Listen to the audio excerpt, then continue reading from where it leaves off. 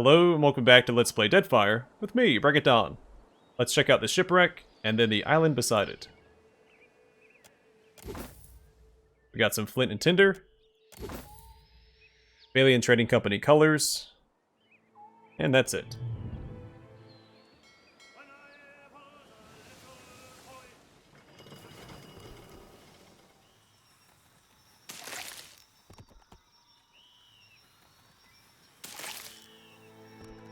And welcome to Koīki.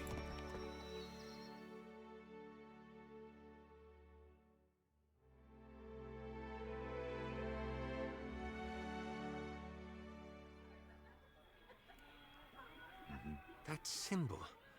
It looks like a variant of the Leaden Key's insignia. Depending on the pose, resembles the symbol used by the Leaden Key. As you near a post with a curious symbol painted onto it, Allah places a hand on your arm to stop you.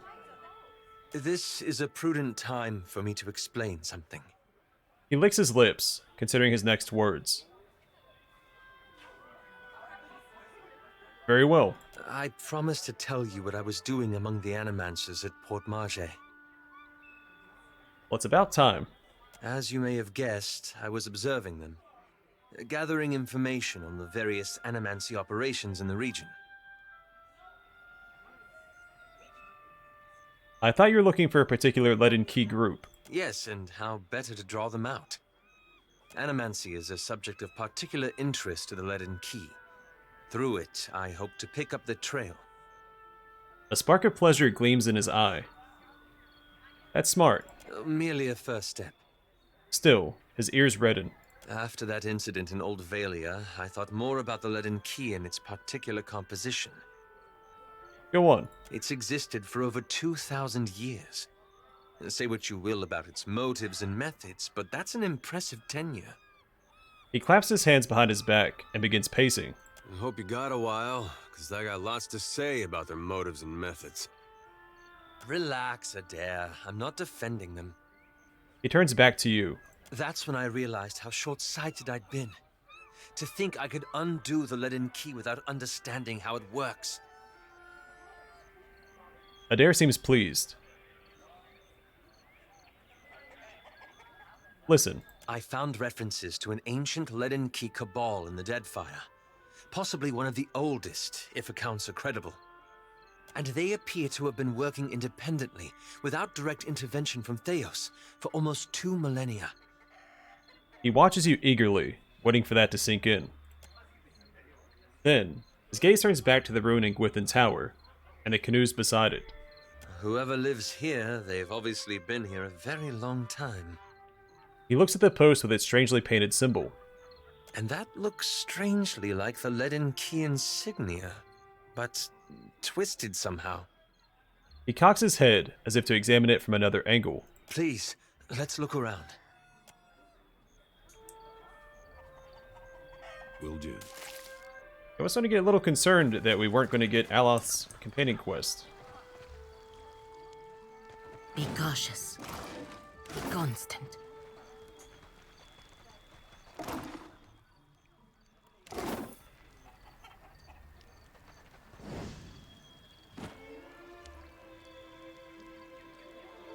Oh, she must be up here. A young woman steps up to the edge of the cliff and peers down wearing an amused grin. She fingers the curve of a long hunting bow. You went into the jungle for animal hides, I say, and found yourself in an empty clearing. I did not. Akira, the clearing was empty, I say. You asked no questions. She scowls down at you. You turned around and retraced your steps back to your ship, where it was safe. She picks up her hunting bow and nocks an arrow, pointing it in your direction. Look, I just want to talk. Can we talk? Not if you cannot listen. With a sigh, she points the arrow to the ground. If you came to blunt my teeth with chatter, try to keep it short. What is this place? What say? You came all this way, not knowing what you would find? She cocks her head with interest. You stand before the den of the Wahaki. Our fortress, our sanctuary, our temple. and outsiders are unwelcome. Alright, follow-up question. Can I enter? No. You think I stand here for my health? Only the Wahaki are allowed on Koīki. I'd like to speak with your chieftain. You have an audience with me. Ruasare doesn't waste time on outsider vagrants. How do I know this? Let's go with the diplomatic option. I seek a deeper understanding of your tribe. The way her hand drops to her belt, she either doesn't understand or doesn't like the sound of your words. Deeper? Deeper how? Ipea squints at you. I want to know about the people who survived the cataclysms of old. She nods slowly, her expression guarded. There are many eyes on you, outsider. Use your time in Koīki wisely. Ruasare will be expecting you inside. She gestures for one of the cliffside guards to lower the lift. Seeing as you've earned your way up from nuisance to guest, find me if you feel like trading. Ipea folds her arms and strolls away from the cliffside.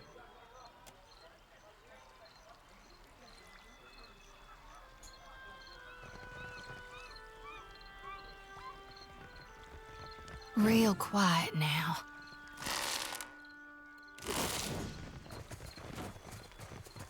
Eyes open.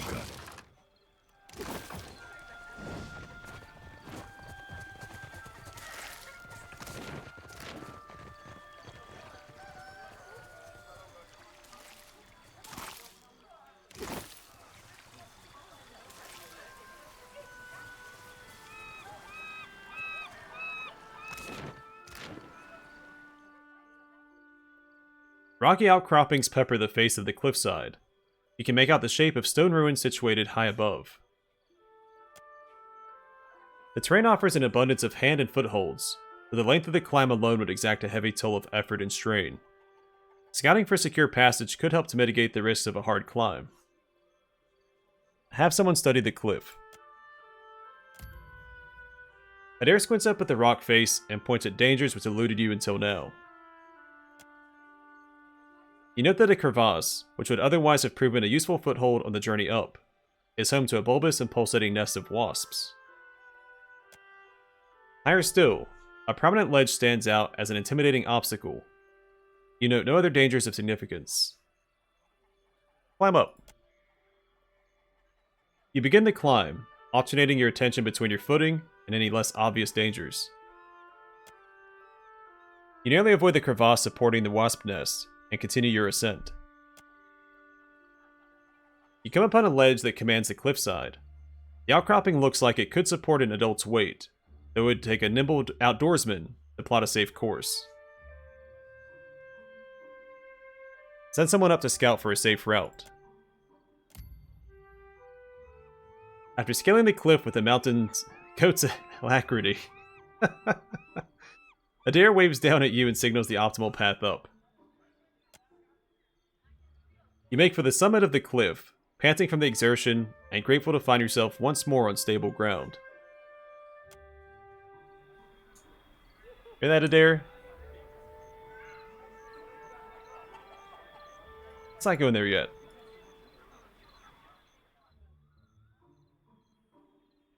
You stand at the top of Koīki's highest cliffs, peering down at the jungle below with due caution.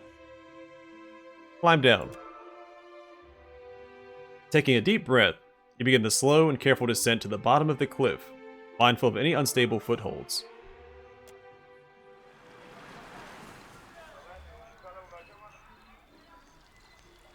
Back to what I was saying.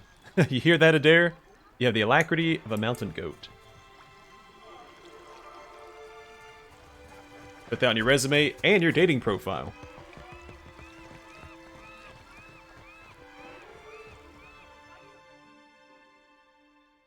With the help of an elaborate pulley mechanism, this lift can be raised to the level of the plateau. Take the lift up. The creaking of wood and straining of rope accompany the lift's upward journey.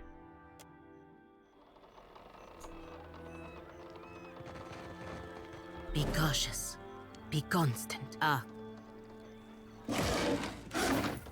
I am ready. Be cautious.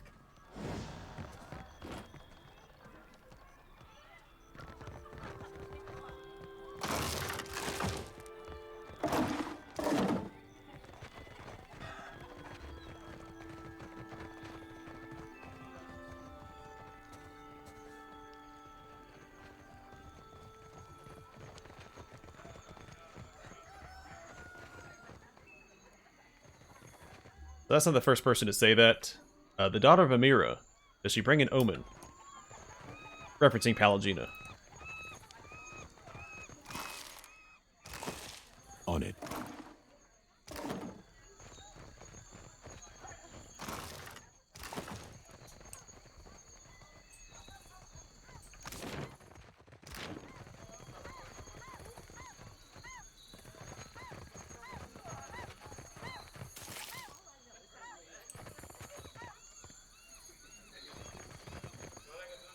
Peiro and Aweda?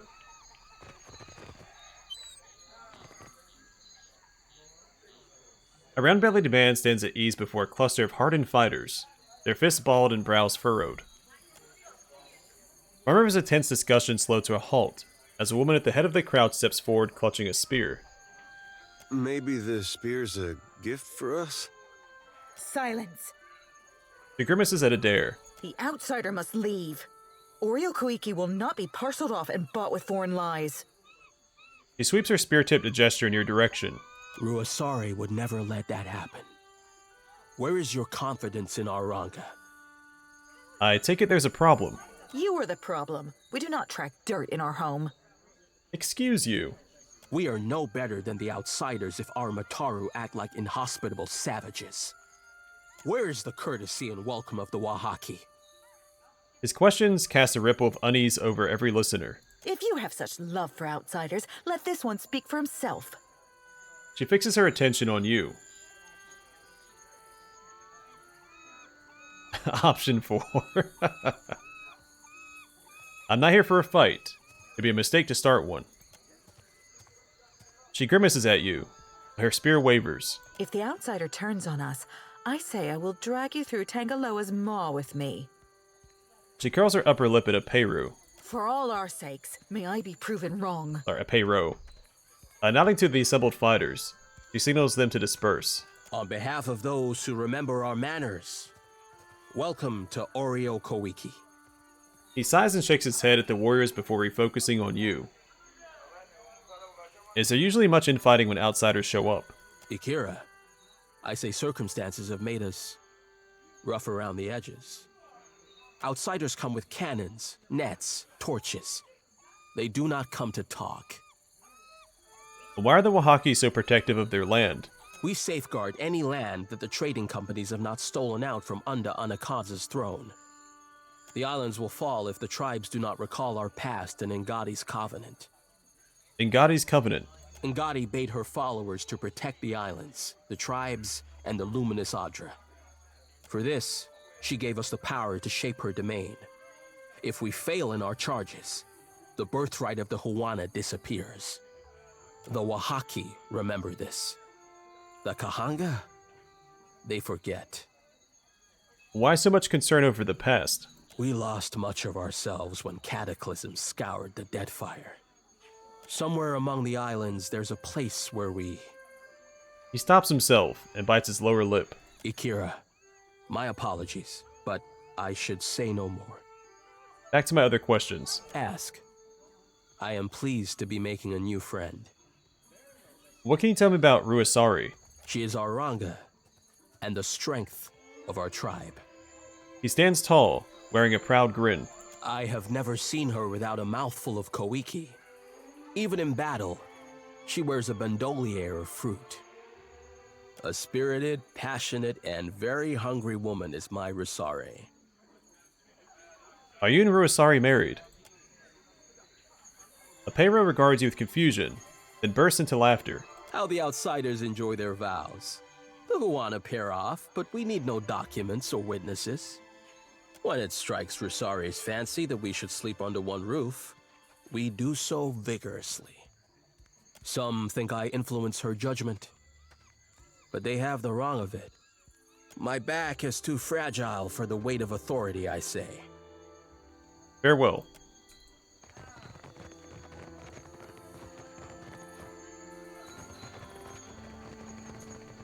Let's check in with Capella and see what she has for sale. Akira, what now? What do you mean you offered to sell stuff to me? Capella furrows her brow and waits. Know anything about this odd-looking Koīki? Frowning, she studies the fruit in your open palm, poking it gently with her index finger. The Koīki rocks back and forth. Do not eat this. She makes a complex warding gesture with her hands. It is infested. The wood-strangling wasp planted its larvae in this Koīki. She glances off to the tree line. I will alert the others. Do not eat it unless you want insects to burrow through your windpipe and hollow you out from the inside. Okay. Anything I should know about the locals? Buparo is our mystic, convinced that the whole fortress will come crumbling down if he doesn't keep to his daily devotions. As for the rest, ask around. I'm not here to satisfy your curiosity. I need a place to rest.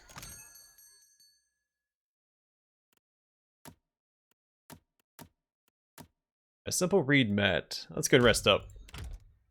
Because Aloth is currently suffering withdrawals from drug use.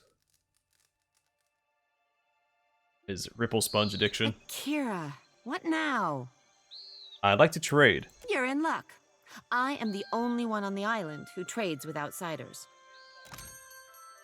Hi. Kuwaru's Prize.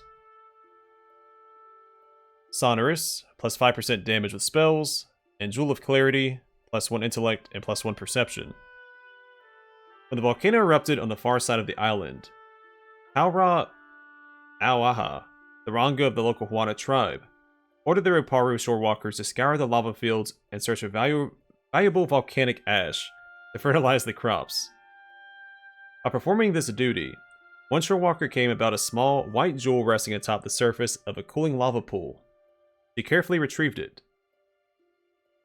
She took the gem to the village artisan, a Kawaru who occasionally dealt with the lower caste, and asked him to make a ring with the stone so she could properly present it to the Ranga. The Kawaru recognized the gem as a piece of the heart of the volcano. It was a prize beyond the station of the Roparu, and the Ranga surely would not appreciate its true value.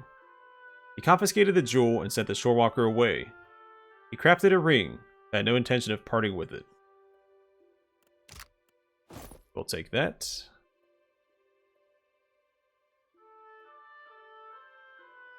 A lot of crafting ingredients here. I'm going to grab the ones that I know that I need. Think that I need.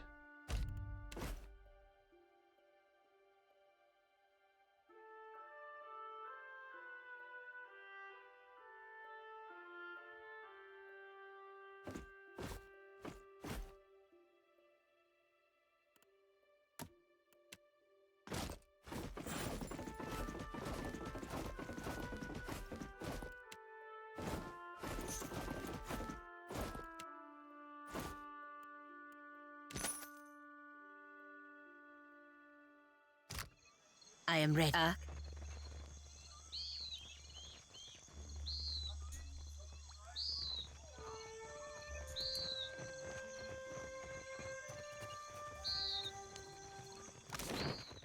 Did you notice their face paint?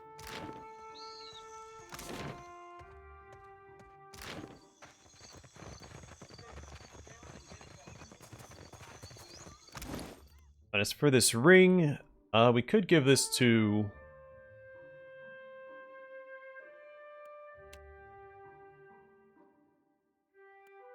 her. She's due for an upgrade. Don's Pledge is okay, but I think we've outgrown it at this point.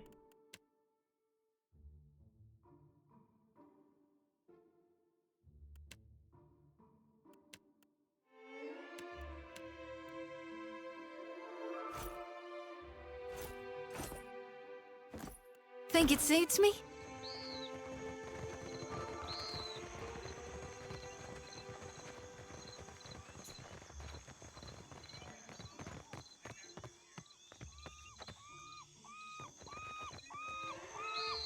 There she is. I didn't think we saw her walk inside.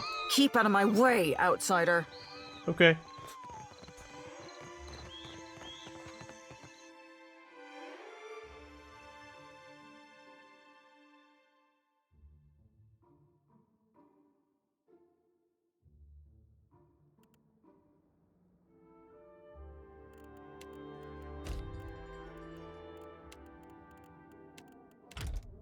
Of course. We need to change my party formation for a little while.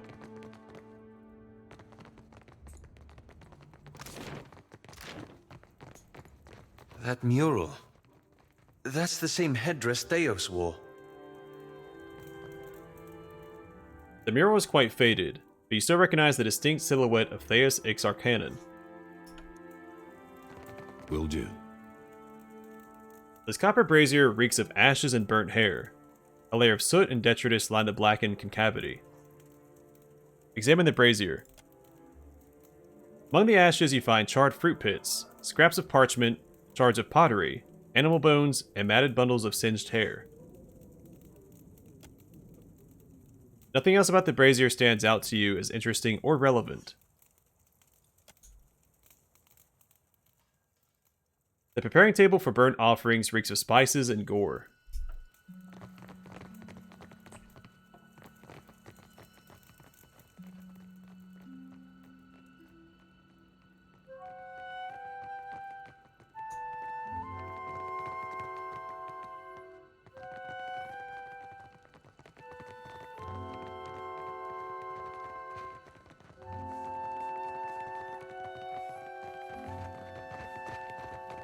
Nice, since I've got it.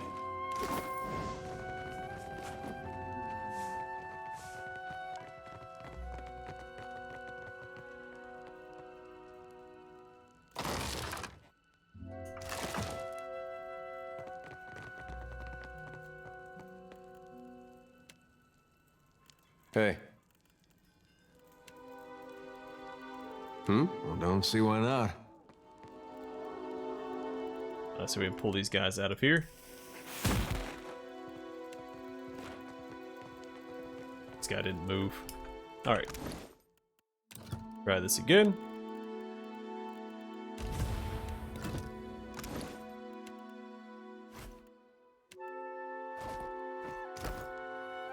What do you need? Oh, I shall be discreet. Hey. Of course.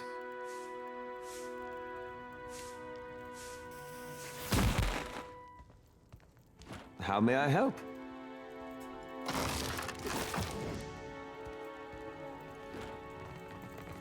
Easy peasy.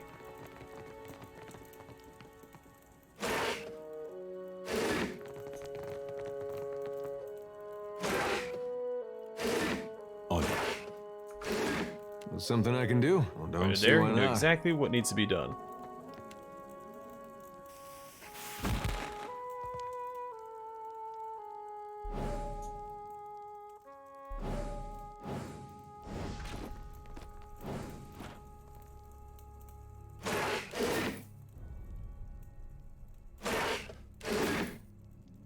I've got it. Sure.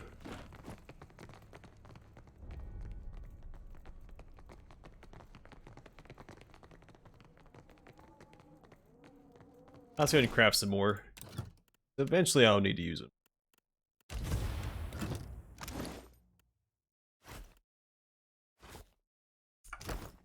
Yeah, right.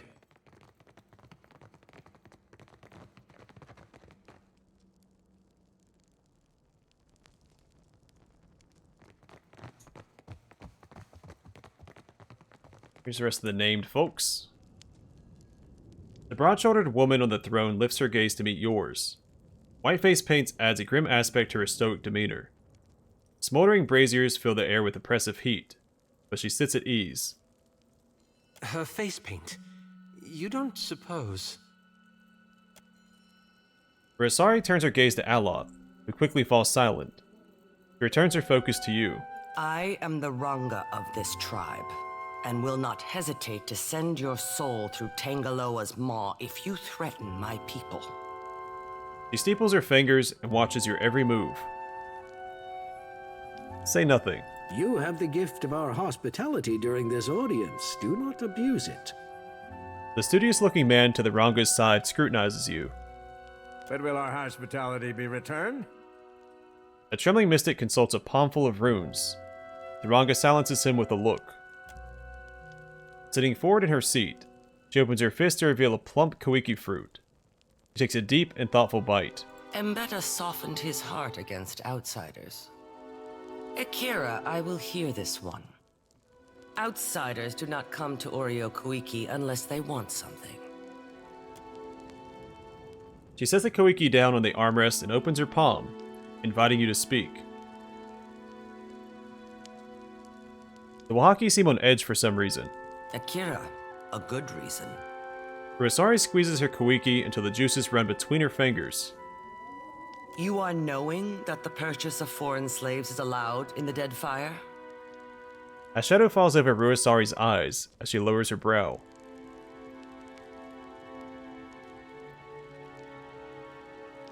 Why only foreign slaves? Trading in Huana is a crime that even Onekaza could not ignore. Ruasari snorts, flaring her nostrils. To buy and sell kith is the work of monsters. These slavers hunt the waters around Koīki. Like cowards, they shy away from the deeper jungle. In spite of Ruasari's hearty guffaw, not a trace of humor reaches her eyes. They steal my people from their fishing boats and sell them like pigs at auction. Where is Onekaza to stop them? Ruasari opens her arms and searches left and right. Someone must teach them the meaning of Wahaki vengeance, I say. Why do you need outside help for this? Need? No. Want? Yes. Ruasari narrows her eyes, crinkling her war paint into a predatory visage. My people risk themselves enough. For someone to earn my favor, they must put the tribe first. They must risk everything for the Wahaki. She raises her brow. Why can't I just accept? This isn't my fight. Allow me to consider. This is a poor beginning. But I cannot compel you to action. I mean, I would gladly take out slavers for you, but the game wouldn't let me. Ruasari tuts and shakes her head. Our enterprising foes clump together in a small fortress on the tip of Crooksburg Island, northwest of Nekataka.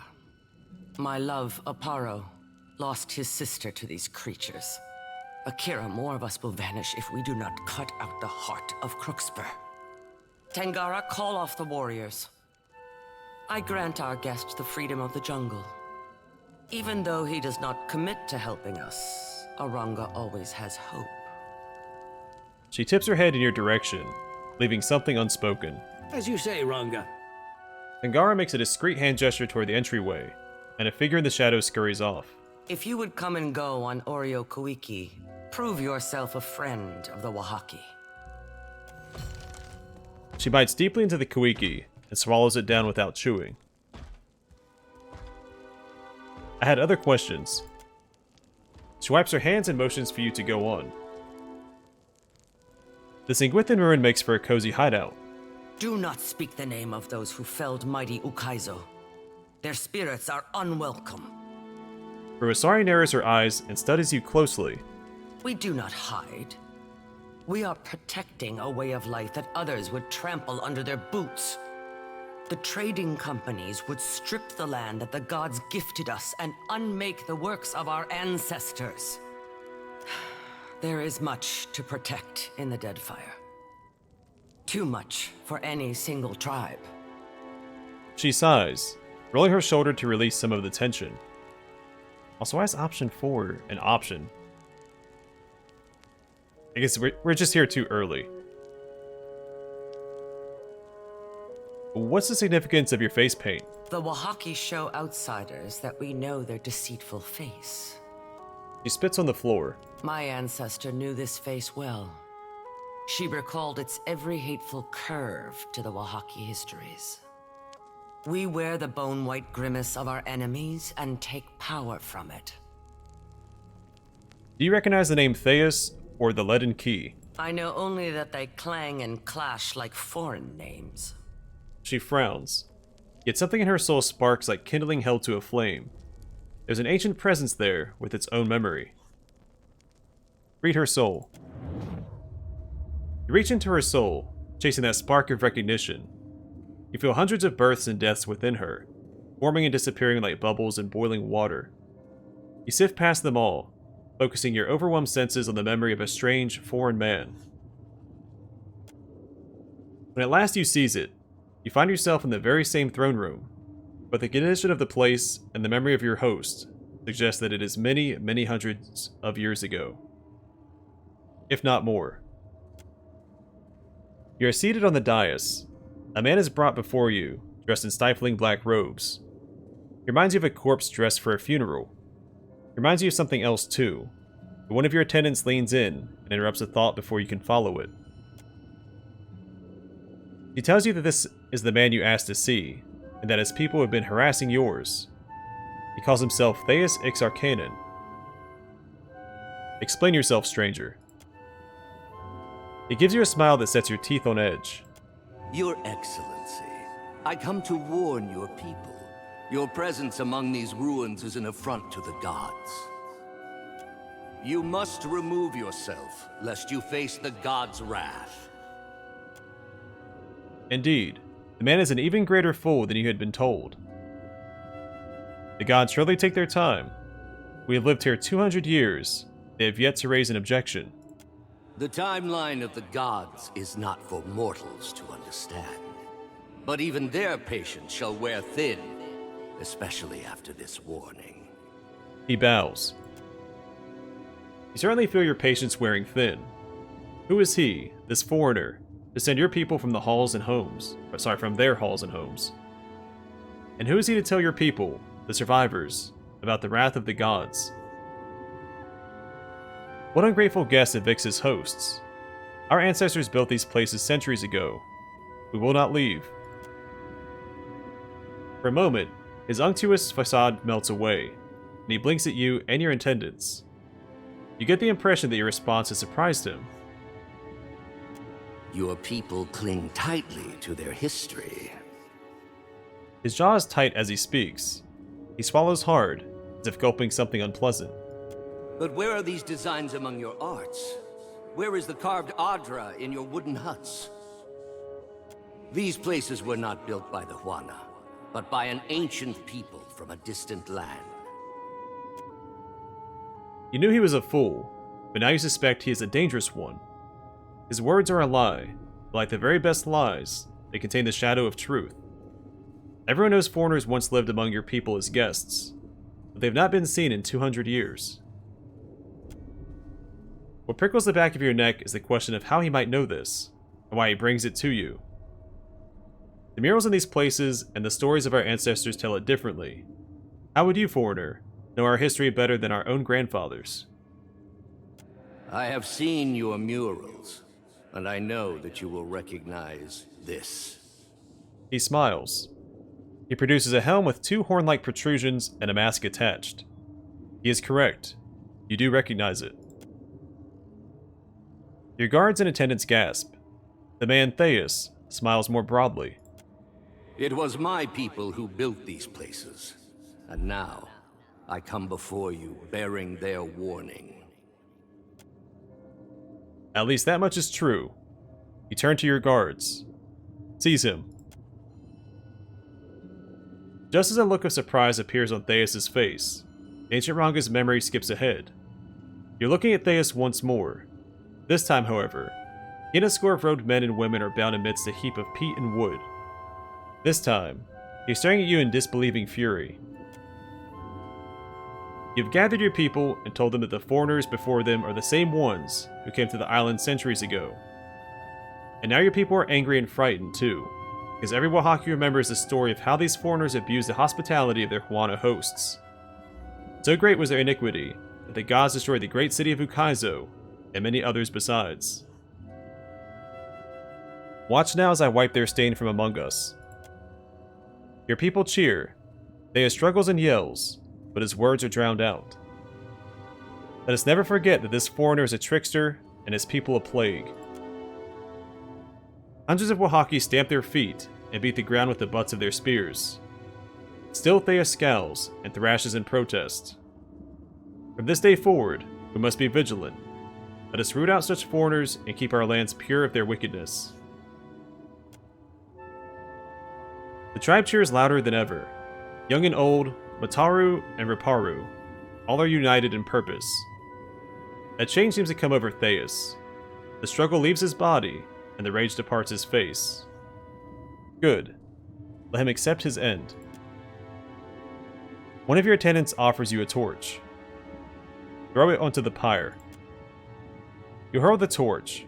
The flames spread quickly. The foreigners scream as the fire advances. All except Theus, who looks back at you with a strange smile of satisfaction. You pull back from the memory, and the gruesome scene evaporates around you. Why do you stare so? Rasari frowns at you. I know only that they clang. Alright, farewell. Alright, I'm going to call it here. Next time we will finish exploring Koīki. And then set out. But for now, thanks for watching. I hope to see you guys in the next one.